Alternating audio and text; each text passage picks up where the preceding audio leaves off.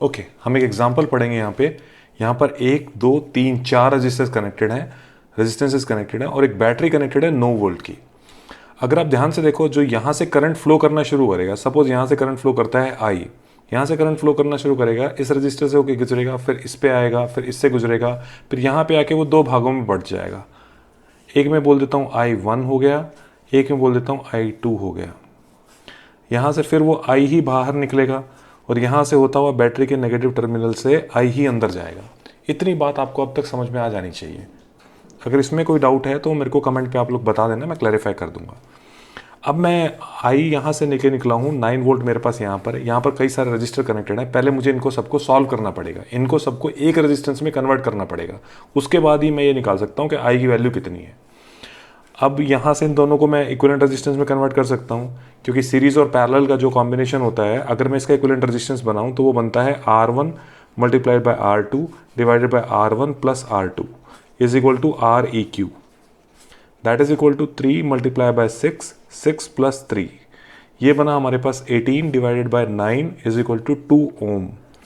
यहाँ रेजिस्टेंस ओम में नापते हैं, इसलिए ये जो सिंबल है ये ओम है। अब इससे कंफ्यूज मत होना प्लीज़। अब ये इसका इक्विवेलेंट रेजिस्टेंस आ गया 2 ओम। अब मेरे पास क्या बन चुका है, ये इक्विवेलेंट सर्किट बन चुका है। इस इक्विवेलेंट रेजिस्टेंस को लगाने के बाद इस तरीके से ये 3 ओम है, ये 4 ओम है और ये 2 ओम है, ऐसे बन चुका है। यहाँ ये बैटरी कनेक्टेड है।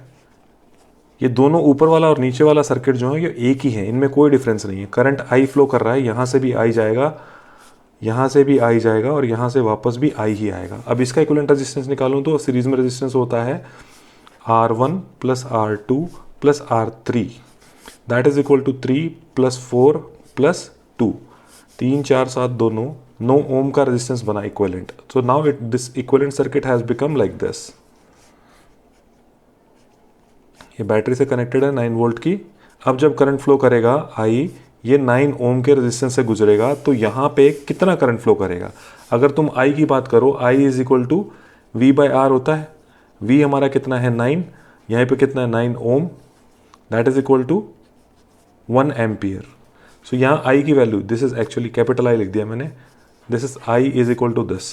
सो यहाँ पर ये इक्विवेलेंट रेजिस्टेंस क्या बनेगा, सॉरी इक्विवेलेंट करंट क्या बनेगा 1 एम्पियर। तो 1 एम्पियर करंट यहाँ से फ्लो कर रहा है, यहाँ से फ्लो करते हुए यहाँ से जा रहा है।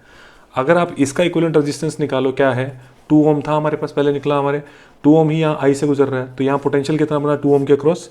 Now we are considering a potential across this resistance, that is equal to V P लगा देते हैं, जो पैरेलल में कनेक्टेड है उससे मतलब है वीपी का। ओके, तो ये वीपी कितना होगा हमारा, VP is equal to I into R. I कितना है 1 एम्पियर, आर कितना है 2 ohm, this is equal to 2 volt. ठीक है, तो इसका मतलब इसके अक्रॉस पोटेंशियल डिफरेंस कितना है 2 वोल्ट। अब ये सर्किट इस तरह से बन जाएगा,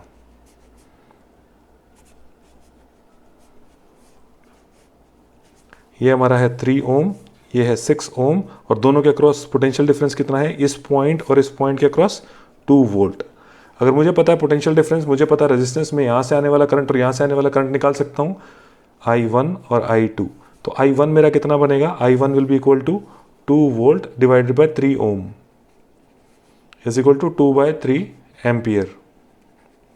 और दूसरा I2 की वैल्यू कितनी आएगी मेरे पास, 6 divided by 2, that is equal to, no sorry 2 divided by 6, I am really sorry, 2 divided by 6, ये कटेगा 1 बाय 3, 1 डिवाइडेड बाय 3 एम्पियर। आप इन दोनों को ऐड करो तो आता है 1 ampere, that is equal to I. तो आई 2 भागों में बटा, I1 I2, I1 की वैल्यू आई ऐसे, I2 की वैल्यू आई ऐसे। तो अब हमारे पास देख के समझने वाली बात क्या है कि पहले आपको किसी भी सर्किट में से करंट अगर निकालना है तो पहले आपको पूरे सर्किट को इक्विवेलेंट सर्किट में कन्वर्ट करना है। इसको सॉल्व किया, मैं यहाँ आया, फिर तीनों को सॉल्व किया, सीरीज वालों को यहाँ आया, यहाँ से मेरे पास एक इक्विवेलेंट रेजिस्टेंस आया, एक इक्विवेलेंट वोल्टेज आई, उस इक्विवेलेंट रेजिस्टेंस और वोल्टेज से मैंने सॉल्व किया, मेरे पास करंट आया, करंट की वैल्यू 1 एम्पियर आई। मुझे पता लगा यहाँ से 1 एम्पियर जा रहा है, यहाँ से 1 एम्पियर जाएगा, यहाँ से 1 एम्पियर जाएगा। अगर मुझे यहाँ वोल्टेज निकालनी हो तो दोनों को मल्टीप्लाई कर दूंगा, IR को 3 वोल्ट आएगी, इसके क्रॉस दोनों को मल्टीप्लाई कर दूंगा 4 वोल्ट आएगी, और इसके क्रॉस 2 वोल्ट। ठीक है, अगर मैं तीनों को ऐड करूँ, 2 3 4 7 दोनों, ये पूरी नेट वोल्टेज जो मेरी बैटरी की है 9 वोल्ट, उसके इक्वल आने वाली है। तो इससे मुझे समझ में आता है कि बैटरी की वोल्टेज तीनों रेजिस्टेंसेज जो सीरीज में कनेक्टेड है तीनों में बढ़ गई। किस रेशियो में? 3, 4 और 2। अगर आप ध्यान से देखो तो यही रेशियो इनके रेजिस्टेंस का भी है। जिस रेशियो के रेजिस्टेंस होते हैं उसी रेशियो में वोल्टेज डिवाइड हो जाती है। इसके विपरीत पैरेलल में सेम वोल्टेज अप्लाई हो रही है।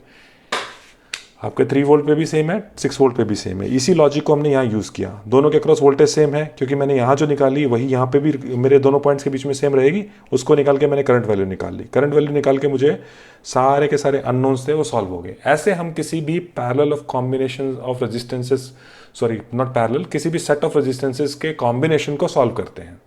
आई होप इससे आपको समझ में आ गया हो।